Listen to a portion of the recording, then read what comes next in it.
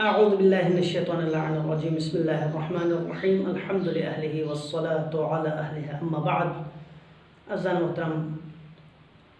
آج کل social media پر ہمارے کچھ علماء کے خلاف گفتگو زور پکڑتے جا رہے ہیں اور ان کے اوپر لعن طعن کیا جا رہا ہے کہ انہوں نے مسلمات شیعہ کے خلاف گفتگو کی ہے۔ تو عزیزان محترم، پہلے ہم اس بات کو یہیں پہ چھوڑ دیں کہ انہوں نے مسلمات کے خلاف گفتگو کی ہے یا نہیں کی ہے، لیکن ہم یہ دیکھیں کیا ان کی پوری زندگی مذہب تشیع کی دفاع کے لیے انہوں نے صرف کیا ہے یا نہیں کیا ہے۔ یقیناً صف اول کے علماء میں سے ہیں جنہوں نے اپنی پوری زندگی عقائد تشیع کی حفاظت کے لیے صرف کی ہے، اور اپنے خطابات میں اور جہاں پر بھی انہیں موقع ملے دین مبین اسلام اور مذہب تشیع کے اوپر آنے والے جتنے بھی جو چاہے اپنوں کی طرف سے ہو چاہے دشمنوں کی طرف سے ہو اشکالات ہیں، ان سب کا جواب بطور احسن انہوں نے انجام دیتے آ رہے ہیں، بطور احسن انہوں نے جواب دی ہیں۔ لہٰذا اس ایک بات کو اٹھا کے کہ انہوں نے کہا ہے کہ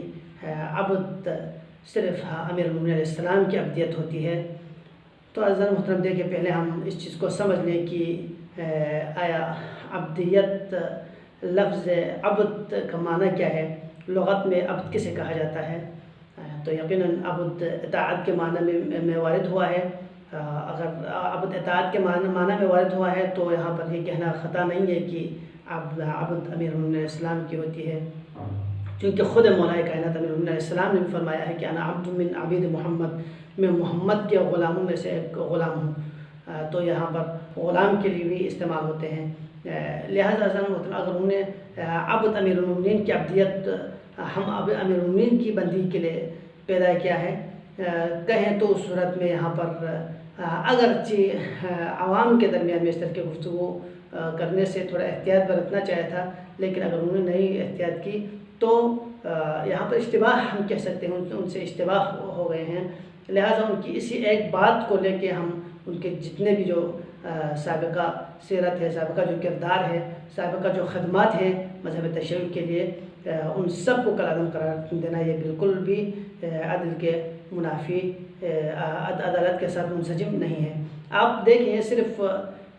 پاکستان میں نہیں ہے بلکہ یہ عراق میں بھی اسی طریقے سے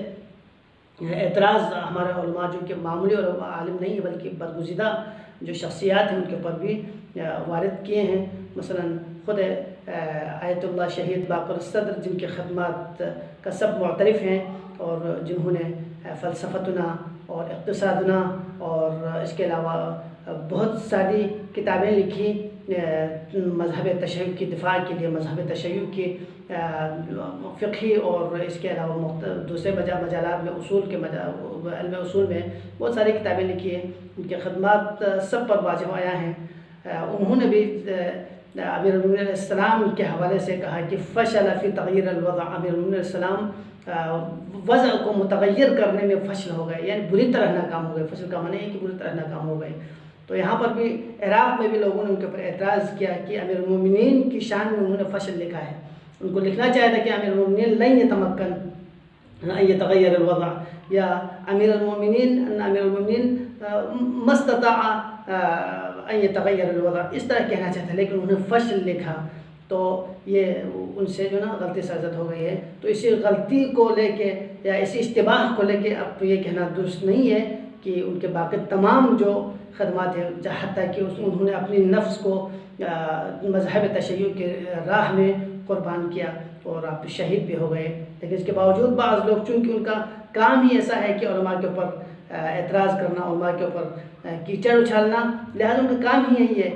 جس سے باقی جو مذہب کے دشمن ہیں ان کے لیے موقع فراہم ہوتے ہیں۔ یہ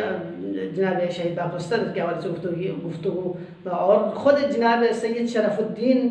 الموصلی جو کہ مذہب تشیع میں ستون کی حیثیت رکھتے ہیں، سب جانتے ہیں ان کی خدمات کو اور سب معترف ہیں ان کی جو مذہب تشیع میں ان کی جو حیثیت ہے، سب واقف ہیں۔ جنہوں نے کتاب مراجعات لکھی، کتاب نص و اجتہاد لکھی، اور خاص کر کتاب جناب زہرا سلام اللہ علیہا کے حوالے سے انہوں نے لکھی ہے وہ الکلمۃ الغراء فی سیدۃ الزہرا. تو وہاں پر بھی انہوں نے اسی لفظ کو استعمال کیا. یعنی یہ اشتباہ ہونا صرف ایک دو عالم کے ساتھ مختص نہیں ہے، بلکہ بہت سارے علماء اس سے اشتباہ کر سکتے ہیں. اشتباہ ہونا ممکن ہے، چونکہ معصوم نہیں ہے. خطا سرزد ان سے نہیں ہوتی جو معصوم ہو. یہاں پر ہمارے علماء معصوم نہیں ہے، لہذا خود سید شرف الدین نے بھی یہاں پر ایک جملہ کہا ہے کہ فلیس اتقا فشل الزہراء فی مواقفها بکل ما لدیہ سبل الحکمہ. یعنی جناب زہرا بھی اپنے مواقف میں فشل ہو گئے. لہذا عزیزان محترم، اب ہم اسی لفظ فشل کو اٹھا کے، اسی ایک کلمے کو اٹھا کے جناب سید باقر الصدر اور جناب سید شرف الدین الموسوی، جن کی خدمات روز روشن کی طرح عیاں ہیں، ان کے اوپر اگر ہم اعتراض کرنے لگے اور ان کے تمام خدمات کو ہم کالعدم قرار دیں تو یہ بالکل مناسب نہیں ہے. لہٰذا ہمیں مذہب، ہمارے علماء کی جو خدمات ہیں ان کا اعتراف کرنا چاہے، اور ان سے جو غلطی سرزد ہو جاتے ہیں ان کو درگزر کرنا چاہے، اور ان کے جو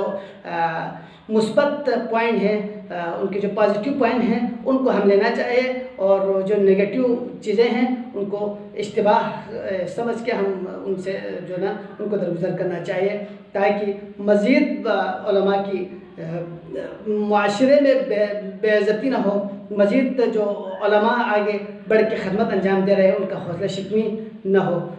رب ذوالجلال سے دعا گو ہیں پروردگارہ ہمیں علماء حق کی حقیقی معنوں میں اطاعت کرنے کی توفیق عطا فرمائیں، اور ان کی عزت اور ان کی جو حرمت ہے ان کا خیال رکھنے کی ہمیں توفیق دے. والسلام علیکم ورحمۃ اللہ.